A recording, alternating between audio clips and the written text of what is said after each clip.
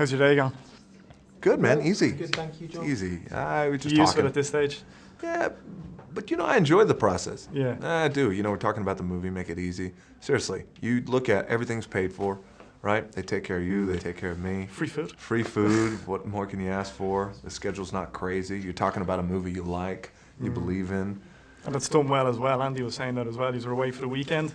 Was in Mexico, he's when the movie opens, so it just makes things that bit easier when the movie does well. Really does, because yeah. you're sitting on pins and needles. You want the movie to do well. You Yeah. had great competition with The Watchmen, and we come out, and you get those early numbers come Friday and Saturday, and you look like you're going to do pretty well, so it's a good thing. Carla must have been slightly torn. No, but she what a month, though, she had. Yeah, big she time, had two yeah. big movies coming out back to back. She had all these premieres, and Yeah. now she's getting ready to go to Broadway, and so things are happening for her, and I'm happy for her.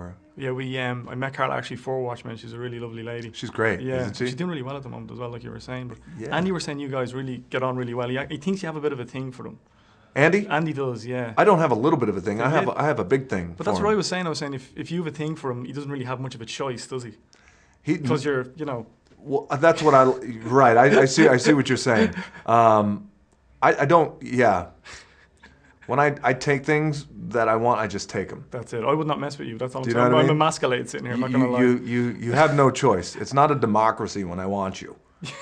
That's it. So you had a blast making the movie anyway, obviously, because you've worked with Andy before, obviously in the game plan, and that did really Yeah. well. So it was fun making this one too. Yeah, it was very easy, to sign up with Andy. I love that man. He's really Yeah. a great guy, wonderful director. He creates a great, fun environment to work in as an actor. And he loves movies. Yeah. I mean, passionately, like most directors love movies. The difference is with Andy is he comes from a very warm place. Yeah. And he likes to make movies that make people feel good. Simple as that. There's nothing wrong with that at all. No, not at all. And he believes in hope and optimism and making those types of movies. Okay. And you yourself, you've done a couple of kids movies, obviously with the game planning. Get Smart was kind of a PG-13 movie. Yeah. But you've obviously started out, made your name with really big action roles. Sure. Would you go back to any of the action roles again, Yeah, or is you there bet. anything coming up that you really want to do? Well, there's something coming up. I got a great drama coming up Yeah. that I'm very excited about that I'll start shooting in June or July. I love action movies, and I love that genre. I knew 10 years ago, though, that I wanted to do more, and I wanted to have a diverse career, very diverse filmography, but I also knew it was going to take time. So, when I started getting more comedy roles, because I was drawn to comedy, then I ultimately started passing on a lot of action material that eventually went on to get made by other actors and did very well, but it just wasn't for me.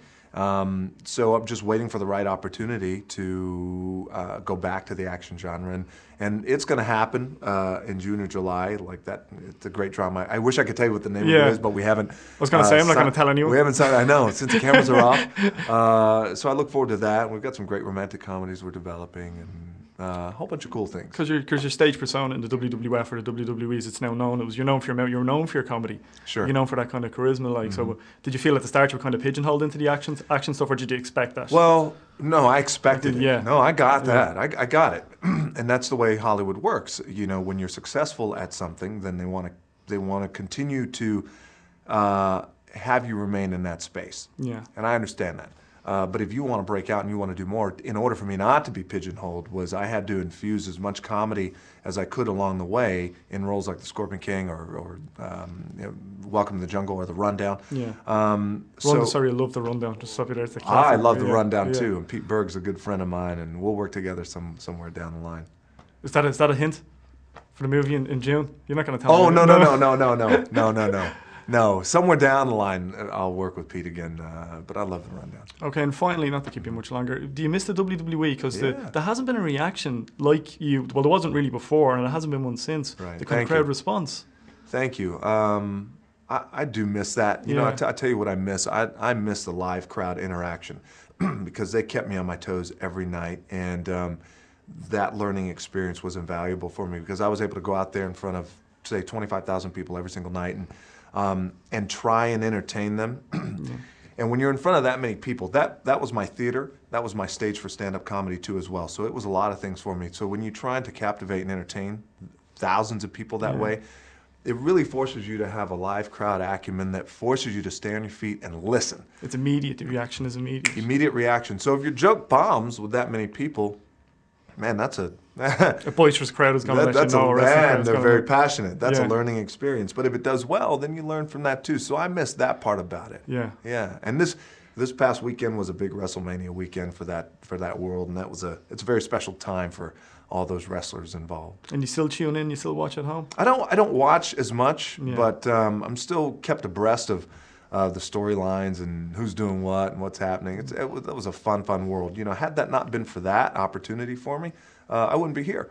So I recognize that, and you know, and I'm always grateful for that life that I had. Cool. Okay, finally, I've seen you do your Barack Obama impression on Kimmel, and it's great. Could you give us a little bit of Barack? Oh, Barack. Get into the moment there. Let me see. It was. It was, yeah, if Barack got angry, he would turn into the Rock Obama. And it was kind of like, well, see, it's like,